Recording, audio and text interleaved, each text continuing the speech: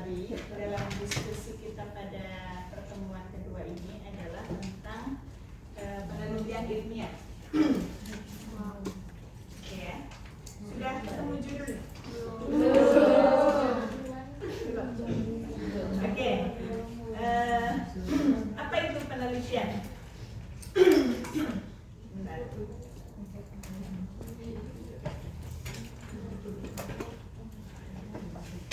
Penelitian, mungkin sekalian seringkali menyampaikan atau seringkali mendengarkan tentang penelitian.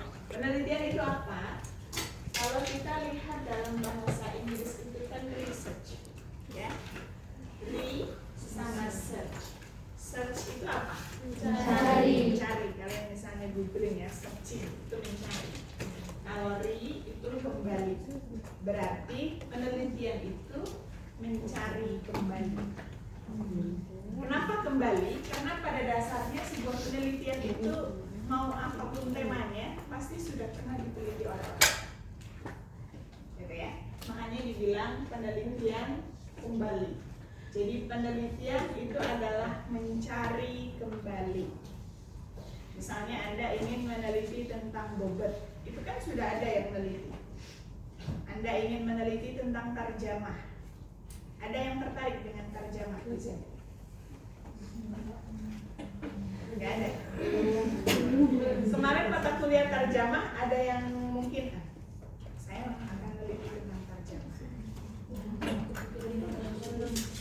Belum. Jadi menarik itu tarjamah itu kadang misalnya menerjemahkan kata imro'ah. Ada yang menerjemahkan menggunakan kata perempuan, ada yang menerjemahkan dengan kata wanita. Ini kan sudah beda, gitu ya. Belum lagi ada yang menerjemahkan menggunakan kalimat pasif, kalimat aktif, itu kan juga maknanya beda. Itu bisa Anda teliti. Saya rasa belum banyak ya yang meneliti tentang tarjamah Al-Quran. Oke, jadi namanya penelitian itu adalah mencari kembali. Tugas Anda adalah mencari kembali. Apa itu tujuan penelitian? Yang pertama adalah menemukan teori baru.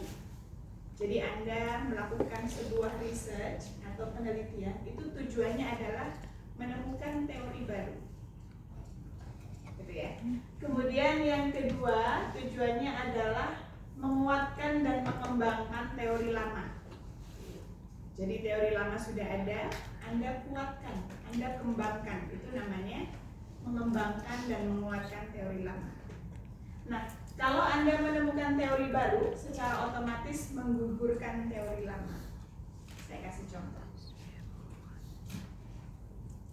Misalnya,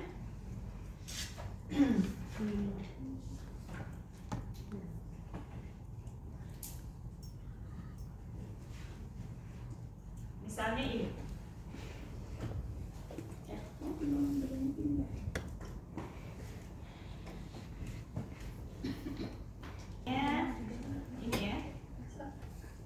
Misalnya penelitiannya Peters tentang apa itu? Dia meneliti tentang mushaf cetak yang dari Palembang ya. Pernah dengar? Mushaf cetak dari Palembang yang ditulis oleh yang dicetak oleh Mas Haji Muhammad Azhari. Ya, dicetak tahun 1848. Jadi ini orang barat melakukan sebuah riset gitu ya, bahwa ternyata mushaf cetak yang paling tertua di Indonesia itu mushaf cetak dari Palembang tahun 1848. Sebelum penelitiannya Peters ini mengatakan bahwa mushaf cetak yang tertua bukan tahun sekian, tetapi 1900 sekian. Artinya temuan ini kan berarti menggugurkan teori lama. Misalnya Anda menemukan lagi mushaf cetak di Jambi misalnya atau di Sulawesi, tahunnya lebih tua dari ini, misalnya 1840 misalnya ya, atau 1700. Maka temuan ini akan gugur. gitu ya. Temuan ini akan gugur dan temuan Anda menjadi temuan baru, gitu ya. Menggugurkan teori lama dan menemukan teori baru. Ini sebetulnya yang menarik. Jadi Anda bisa menggugurkan teori lama dan memunculkan teori baru. Oke, ini namanya penelitian yang bertujuan untuk menemukan teori baru atau menggugurkan teori lama. Saya rasa kalau S1 agak berat untuk 1 dan 3 ini. Anda bisa di posisi sini, menguatkan dan mengembangkan teori lama. Misalnya tadi, ini kan penelitiannya Peters ya. Kemudian ada penelitian misalnya,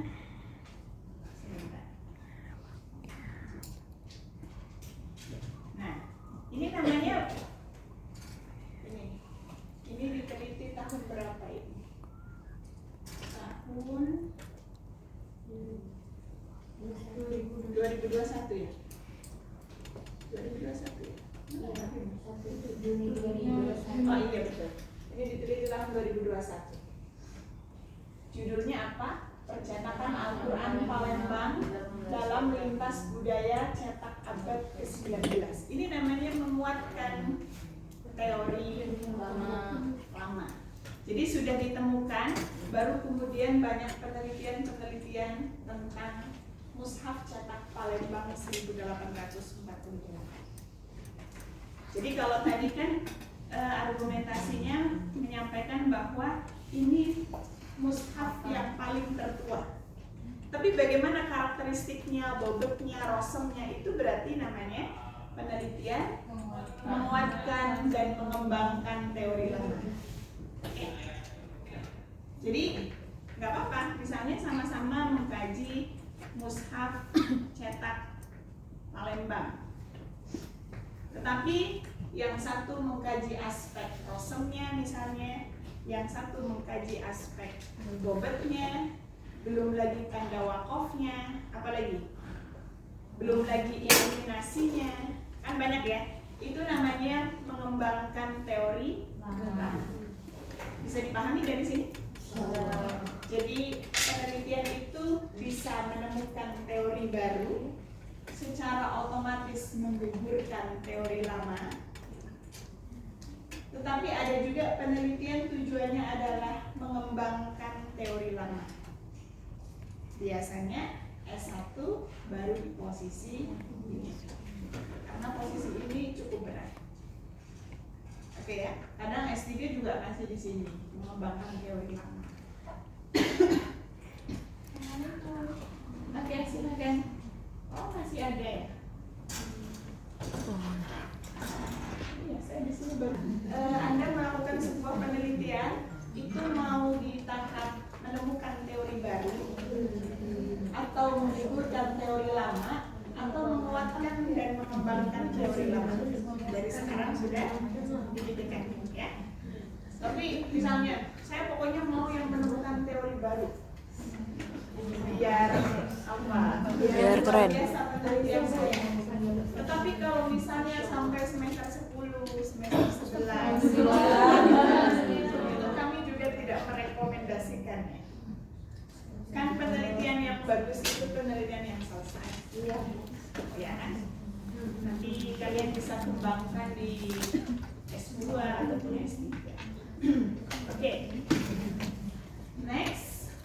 Kalau tadi itu tujuan penelitian, kemudian diskusi berikutnya adalah sasaran penelitian. Sasaran penelitian itu adalah masalah itu sendiri. Masalah itu apa? Apa masalah itu? Aduh, saya banyak masalah ini. Apa itu masalah? Selalu sesuatu itu persoalan. Sesuatu yang bikin pusing. Sesuatu yang rumit, yang harus dipecahkan, sesuatu yang harus dipecahkan. Nah, masalah itu kesenjangan antara teori dan praktek. Itu namanya masalah. Teorinya semester 8 sudah selesai, tapi pada prakteknya masih ada yang semester 9, semester 10 itu namanya masalah. Teorinya dalam Al-Quran, ajaran Islam itu sangat komprehensif, gitu ya. Tetapi pada prakteknya masih banyak masyarakat Muslim yang melakukan korupsi misalnya, gitu ya. Itu namanya masalah. Jadi masalah itu kesenjangan antara teori dan praktek. Gitu ya. Teorinya misalnya tanggal 5 itu harusnya sudah ditransfer oleh orang tua. Teorinya. Tapi pada prakteknya terkadang molor, misalnya ya terlambat. Misalnya tanggal 6, tanggal 7 itu kan jadi problem buat Anda, ya kan? Itu namanya masalah. Nah, Anda itu melakukan penelitian harus mencari masalah. Harus mencari masalah. Kesenjangan antara teori dan praktik. Misalnya, banyak mushaf kita, mushaf kuno itu tersimpan di misalnya perpustakaan nasional atau di mana lagi, di museum-museum di daerahnya masing-masing misalnya, tetapi tidak dijamah oleh para akademisi tafsir. Harusnya dijamah, gitu ya. Karena kalau tidak diteliti nanti dia akan hilang begitu aja. Maka itu namanya juga masalah. Ya, namanya masalah. Jadi tugas Anda mulai dari sekarang harus mencari masalah yang harus diteliti.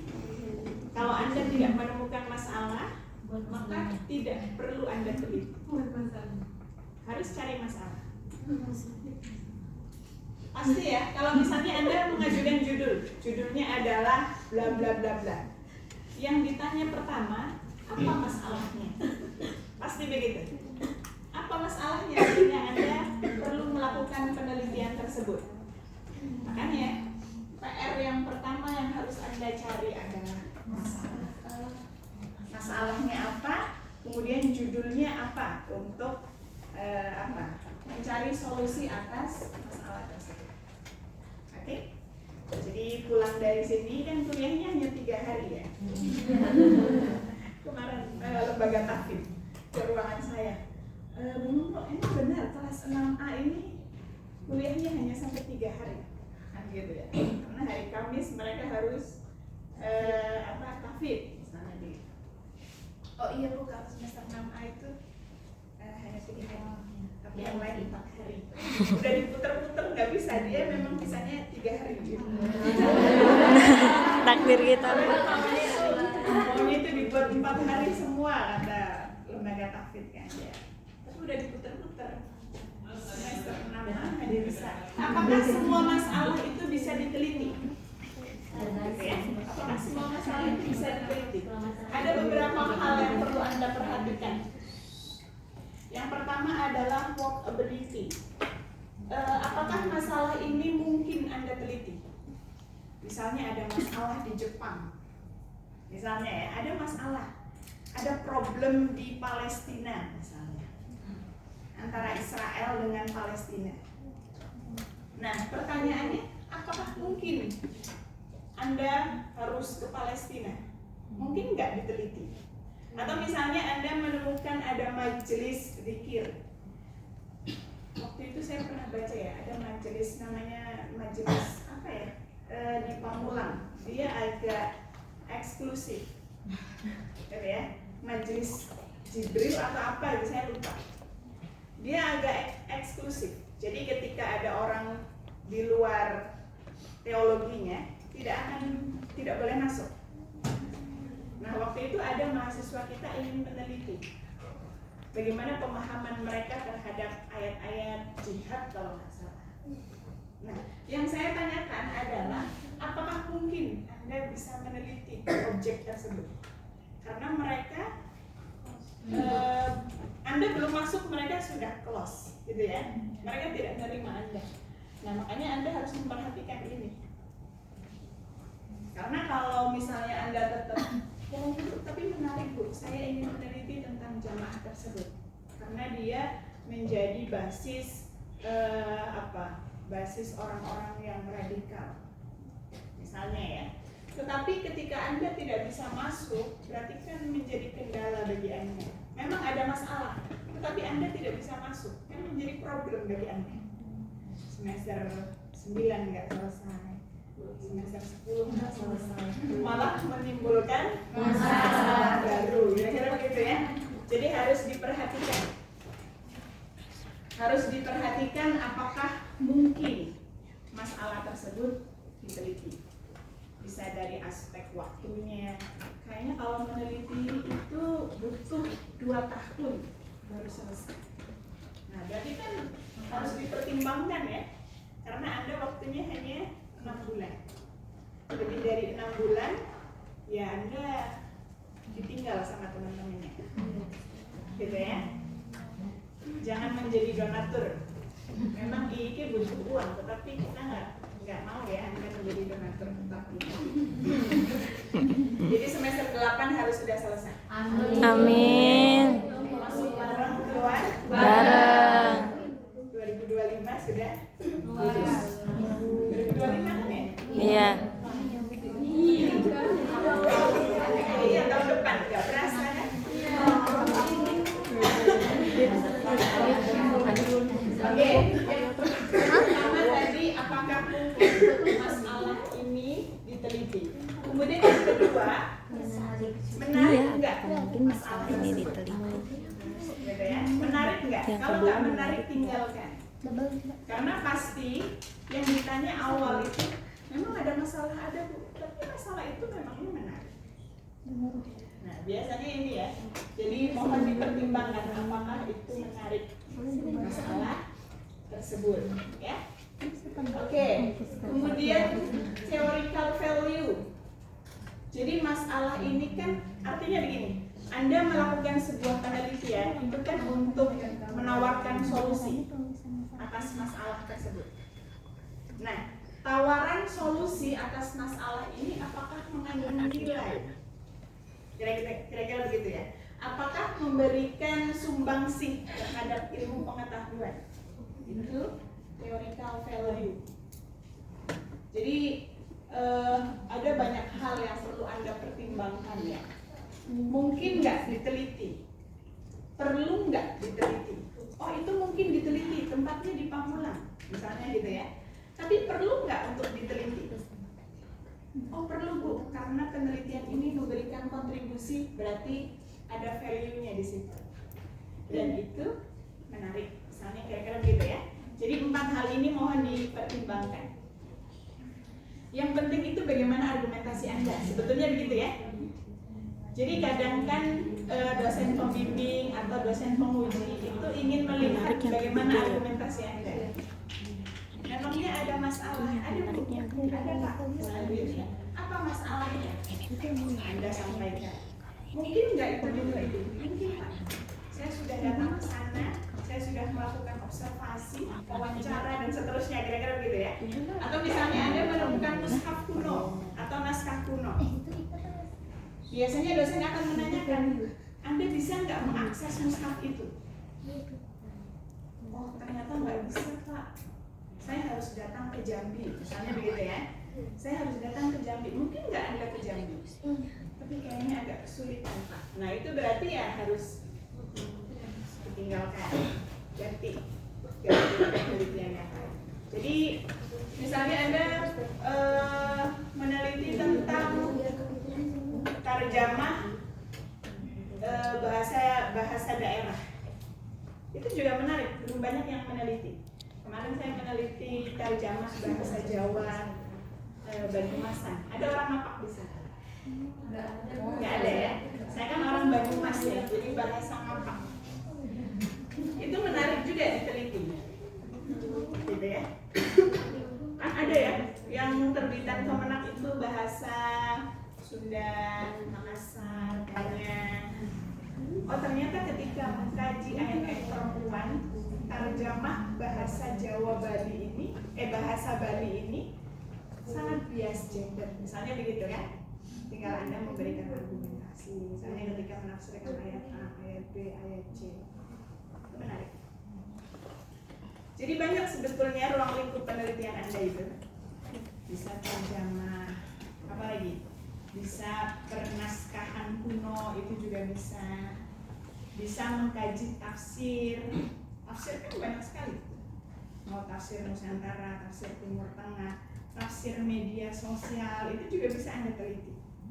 Anda misalnya melihat kajian-kajian tafsir Gus Baha, siapa lagi yang fenomenal, Ustadz Adi Hidayat.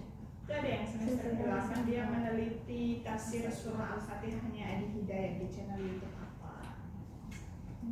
Atau misalnya penafsiran ayat-ayat moderasinya Gus Baha dan lain sebagainya, kan banyak ya. Jadi tafsir itu bisa tafsir cetak yang Anda baca itu Nusantara maupun Timur Tengah, bisa juga tafsir-tafsir di media sosial. Ada juga yang merespon fenomena-fenomena dalam konteks sekarang yang ramai di media sosial, misalnya mukbang.